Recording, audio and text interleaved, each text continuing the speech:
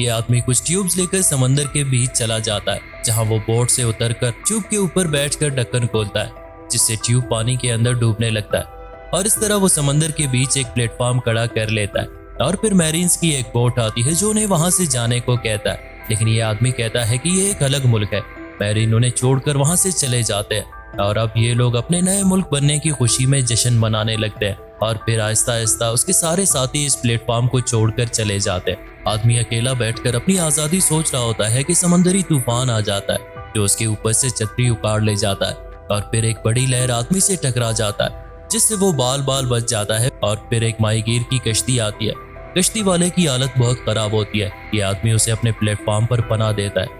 इस तरह इस नए कंट्री पर पहले आदमी को शहरियत मिल जाती है और वो लोग अपने कंट्री का झंडा भी बना लेते हैं। और फिर रफ्ता रफ्ता बहुत से लोग इस कंट्री में रहने के लिए आते हैं कि एक दिन एक जंगी जहाज इस नए कंट्री